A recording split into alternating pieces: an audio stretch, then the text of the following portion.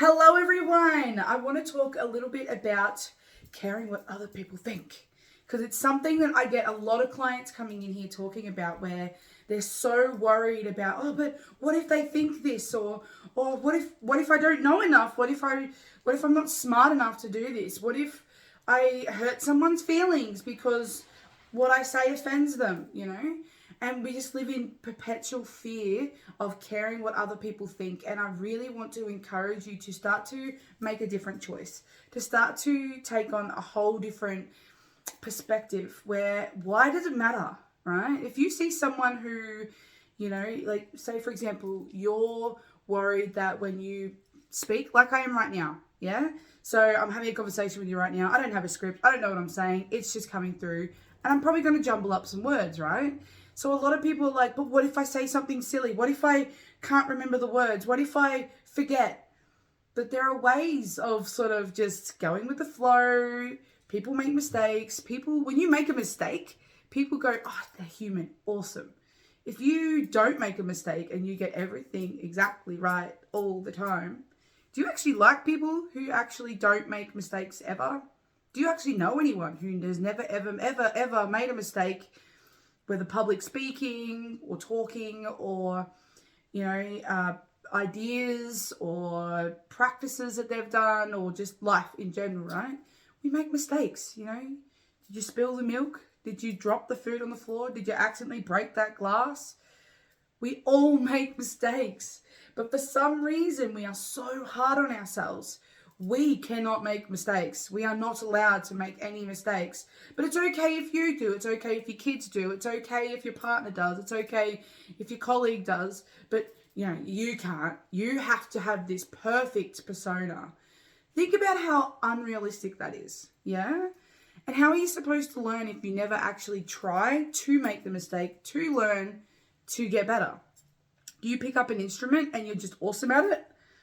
You just pick up a guitar, you start playing along, and you're like, woo, yeah, nailed it. Let that first go, and I can play these awesome songs. No, it's not how that works, is it? You practice, you sound terrible.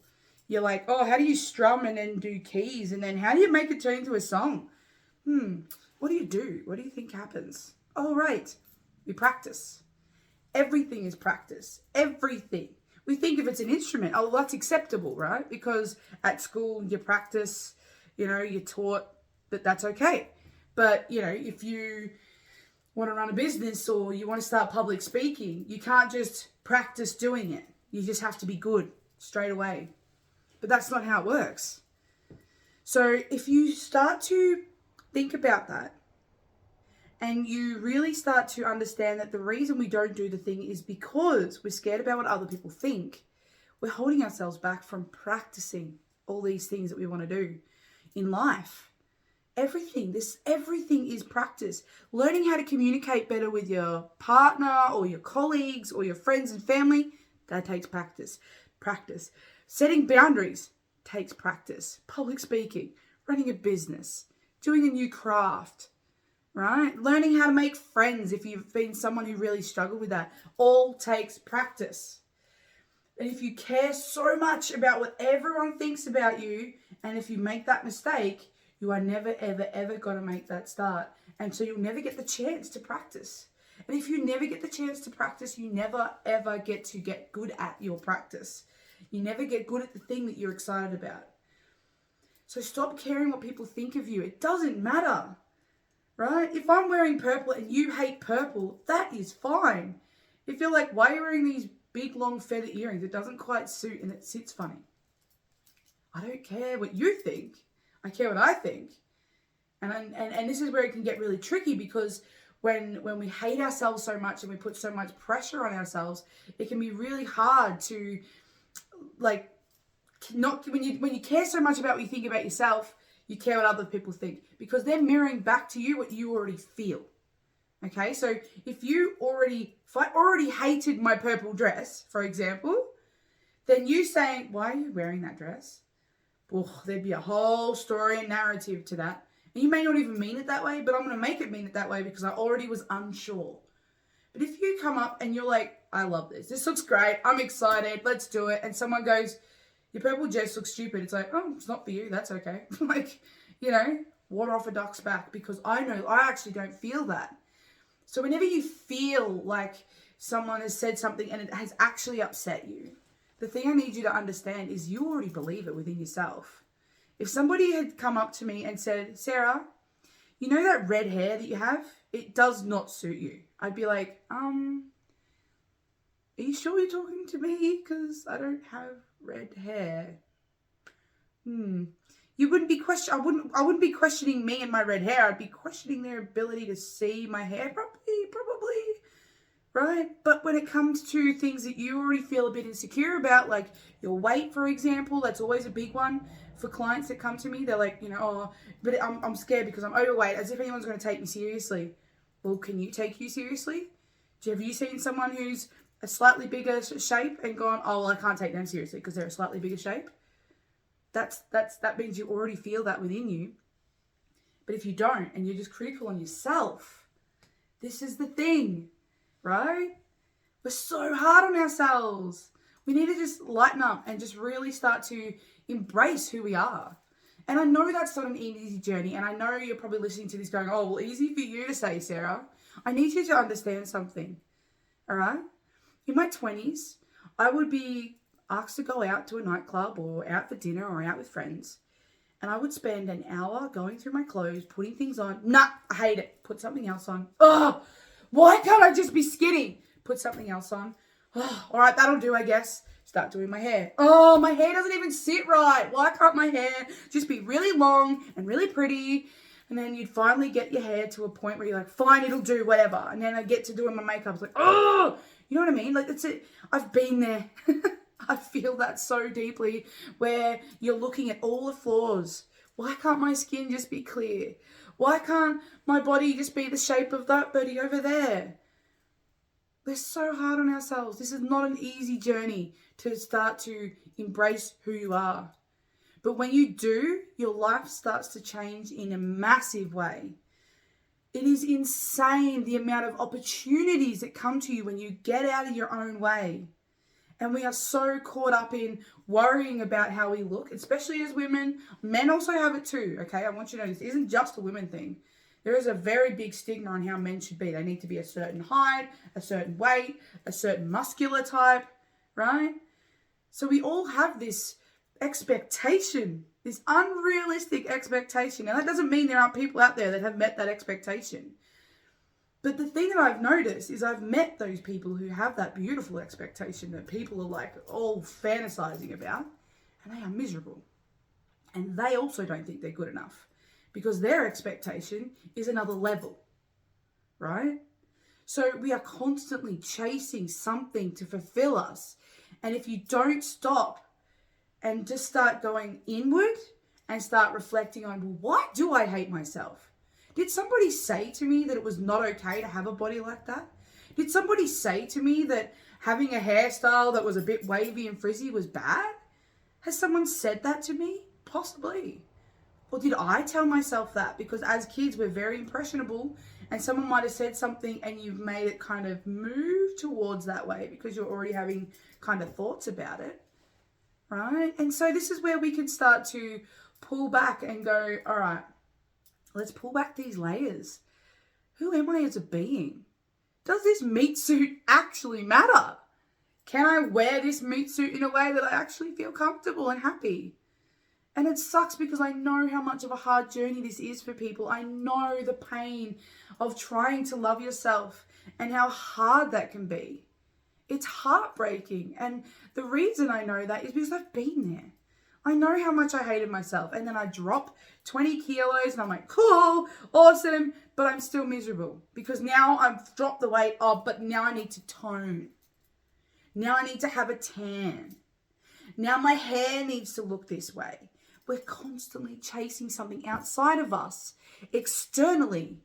As soon as you start to slowly start to embrace who you are, start to look for the things about yourself you do like, and then amplify that, right? So when you go in a mirror and you're like, oh, I've got this, oh, see, I've got a blemish here. You amplify that. I'm ugly because of this blemish. Well, you do the same thing, but the opposite. You know what? My hair looks kind of nice today. I look great because my hair looks good today. Amplify the good things instead of amplifying the bad things. And it takes practice. It takes awareness to what it is, for one, what it is that you pity yourself for, but then also where it came from.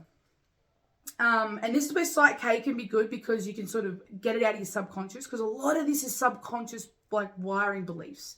A lot of this is really embedded from a childhood memory. Someone said something to you, friends, family, school. Like there's a whole lot of world out there where we're super influential as kids, and things sort of pick up and get stuck in our brain. So this is where we can unpack it and then rewire that brain so that you're no longer following that narrative anymore. You're no longer believing that I have to be a certain way, or people have to be a certain way. People are who they are, including yourself. If you can accept the people outside of you and you can't accept yourself, that's very hypocritical. Because if it's not okay for you to be big, and it's not okay for you to have frizzy hair, and it's not okay for, that means you're judging every other person out there who is the same as you, and you don't. A lot of people don't. A lot of people see someone who's a mirror of them and go, God, they're so beautiful, look at them. And you'll pick that one element. They might be this big girl, for example, but they have this beautiful clear skin. You're like, oh, see, she's so beautiful because look at her skin, it's really clear, right? And then it's okay. Everything else about you don't care, you know. And it's this is thing that we kind of create within our mind, and we become fixated on it. So we are so focused on these sorts of exterior things that we forget that everything inside is what matters. Okay? And we are such beautiful, beautiful beings with so much to give. So much. There's so much beauty in humanity. And we are so focused on what you look like, what I look like, what you're doing, what am I doing. Just enjoy and experience and try new things. And if they don't work out, fine. Stop judging yourself. Because with judging yourself, you're judging others. Inevitably. If we just pull judgment out of it, if we pull self-criticism out of it, then there's a beautiful world out there of just freedom. Imagine, people think about financial freedom. Imagine judgment freedom. Imagine a life where you didn't judge yourself, you didn't judge others, you weren't critical, you were just existing, and you were being, and you were experiencing, and you were exploring, and you were trying new things, and you were going for that thing that brought you joy. And you did not care what anyone thought. You just did it anyway. Because you know what? Who knows how long we're here for? Who knows why we're here? A lot of people don't know their purpose.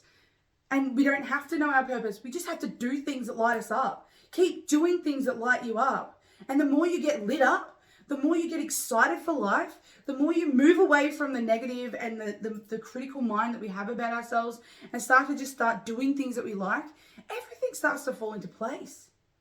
If you're not so focused on the diet you have to be on, or so focused on having this perfect job or this perfect relationship, and you're just like, I'm going to practice. I'm going to practice eating healthy. I'm going to practice communicating. I'm going to practice setting boundaries. And I don't have this expectation that I need to be good at it straight away. Life just starts to become this beautiful, beautiful, magnificent, it's a very hard word, dance of experience and pain and joy and laughter and sadness and anger, and you just dance with it. You just move with it. You're not shaming yourself for it. And it's a beautiful place to be, and I want you to come with me on this journey, because honestly, it is so freeing.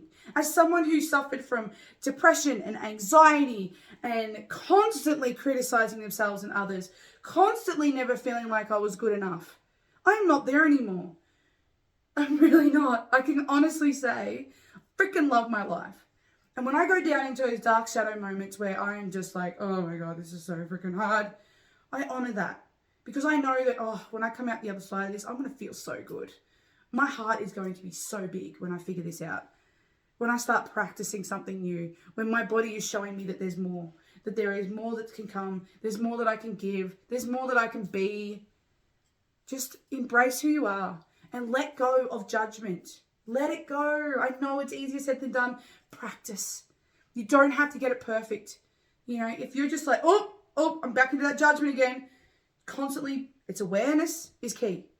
Bring it to your mind And then as you start to catch yourself, observe yourself and get curious, why did I say that about myself? Why did I say that about that person? Or think that. You don't necessarily say it out loud, right? You say it in your mind. Why did I do that? And as you get more and more curious and observe these sorts of patterns of behavior, then you can start to unpack the whys. I'm going to have to leave it there because I'm pretty sure I'm running out of phone data. So thank you so much for listening. And I hope that inspires you because this is my passion. This is, seriously, I'm so passionate about this because I know how hard it is to feel so stuck, to feel so helpless, to feel like, what is the point? I've been there. I honestly have been there. And it is freaking awesome to be on the other side where it's like, I have control over this beautiful mind of mine. You get to make a different choice. I made a different choice. You get to make a different choice. And I encourage you to make that different choice. Start to honor yourself. Start to accept who you are. Stop judging yourself and others. You might not think you're judging others, but if you're judging yourself, you're judging others. So just putting it out there. But have a beautiful day and thank you for listening. And I look forward to talking to you soon. Mwah! Bye.